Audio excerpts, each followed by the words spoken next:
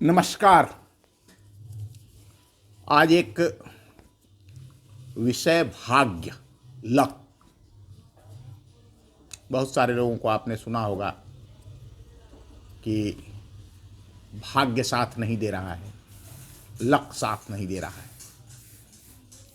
इस वीडियो को ध्यान केंद्रित करके सुनिए और समझिए, आप भी लक की भाग्यशाली बन जाएंगे।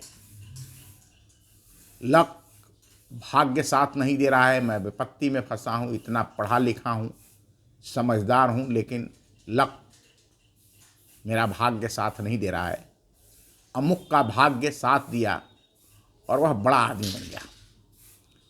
भाग्य के गुण देश को जानने से पहले इसे और इसमें मिलावट किए गए पाखंड को समझना आवश्यक है।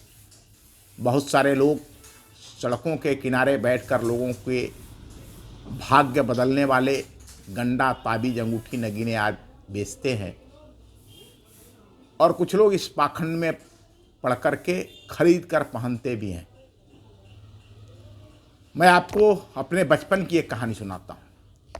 एक बार एक चौराहे पर एक मदारी जमीन से मिट्टी उठाकर सोना बनाकर दिखा रहा था। अपना खेल दिखाने के बाद उसने थाली लेकर लोगों से पैसे मांगना शुरू कर दिया। जब वह हमारे पास आया तो मैंने उससे कहा कि भैया, जब तुम मिट्टी से पैसा बना सकते हो तो फिर इस प्रकार से भीख मांगने की क्या आवश्यकता है? तुम भीख क्यों मांग रहे हो? तुमको तो अपने लिए ही ढेर सारे रुपए मिट्टी से बना करके हम बच्चों पर भी खर्च कर देना चाहिए। उसने बहुत छोटा सा उत्तर दिया था, बाबू, यह कला है। बस भाग्य बताने और भाग्य बनाने के नाम पर सजा बाजार भी एक कला है। आइए जानते हैं कि भाग्य क्या है। क्या इस संसार को बनाने और चलाने वाली शक्ति, जिसे आप चाहे जिस नाम से ईश्वर, भगवान, अल्लाह, गॉड या जिस भी रूप में मानते हैं, अथवा निराकार साकार जो भी समझते हैं, वह इस संपूर्ण ब्रह्मांड में व्याप्त है। अन्यथा यह सृष्टि क्षण भर भी नहीं चल सकती। इस महान शक्ति ने सभी चराचर प्राणियों के संचालन का चिप उसके अंदर ही डाल दिए हैं। कहीं कोई चित्रगुप्त जी को बैठाने की आवश्यकता नहीं है। सभी प्राणियों एवं मनुष्यों को अपने कर्मों के अनुसार जन्म प्राप्त होता है और उसी के आधार पर उनका जीवन चलता भी है। आपने देखा होगा कि कोई बहुत अच्छे आचरण व्यवहार वाला उदार परमार्थी व्यक्ति सामान्य जीवन व्यतीत कर रहा है और वहीं कोई दुष्ट व्यक्ति भौतिक सुविधा संसाधनों के अंबार पर अहंकार से जी रहा है।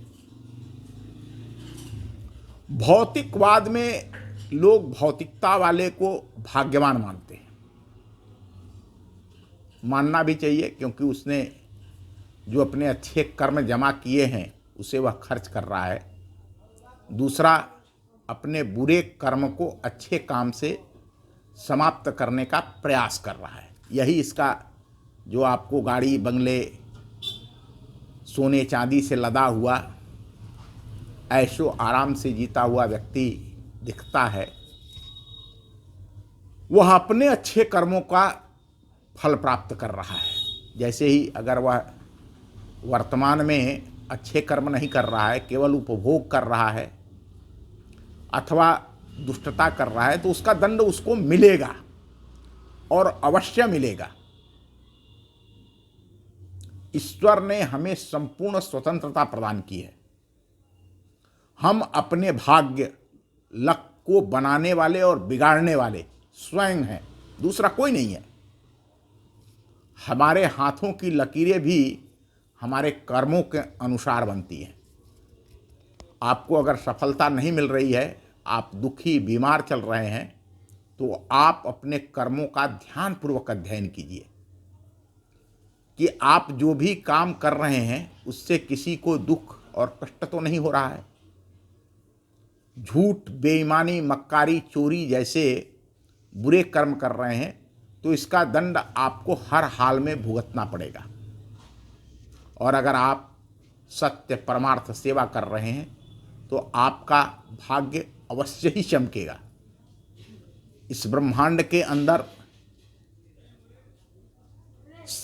इस संसार को बनाने वाले प्रकृति परमात्मा ने हर प्राणी को विवेक दिया है। आपने देखा होगा बहुत सारे पशु पक्षी भी ऐसे होते हैं जो परमार्थ करते हैं, फिर हम मनुष्यों को तो संपूर्ण स्वतंत्रता है। हम अपने भाग्य का, अपने भविष्य का, अपने शरीर को स्वस्थ अस्वस्थ करने के लिए स्वयं जिम्मेदार हैं। इसमें कहीं किसी भाग्य या लक का कोई दोष नहीं, कोई संबंध नहीं। बहुत सारी बातें होती है जिसे हम जानते हैं।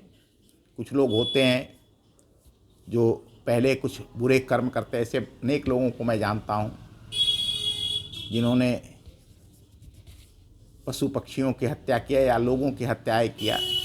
बाद में जब उसको बोध हो जाता है तो जब उसे जो दंड मिल रहा होता है वो हल्का हो जाता है।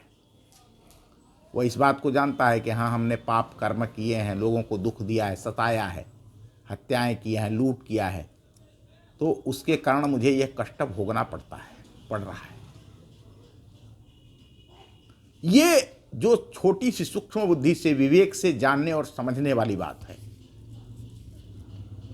कोई किसी का भाग्य नहीं लिखता, कोई किसी का भाग्य नहीं बनाता है। हमें अपने भाग्य को स्वयं बनाना है और स्वयं बिगाड़ना है। अगर हम दूसरों की देखा देखी, दूसरों के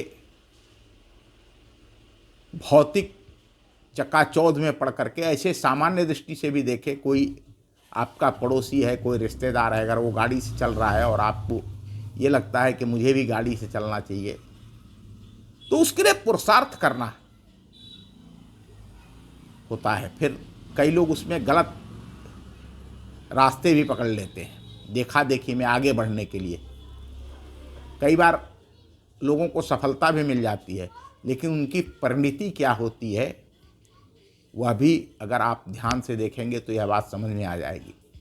और जो धनवान है, बलवान है, वो सुखी है, ऐसा बिल्कुल नहीं है।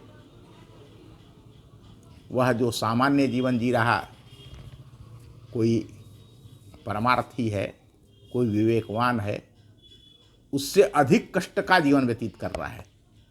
आप जो उसकी चकाचौंध देख रहे हैं, वह चकाचौंध उसे अंदर से कितना जला रही है, वह कितने दुखों को, कितनी बीमारियों को, कितने कष्टों को झेल रहा है, उसको उसके गाड़ी बंगले, सोना चांदी, रुपये छिपा नहीं पाते।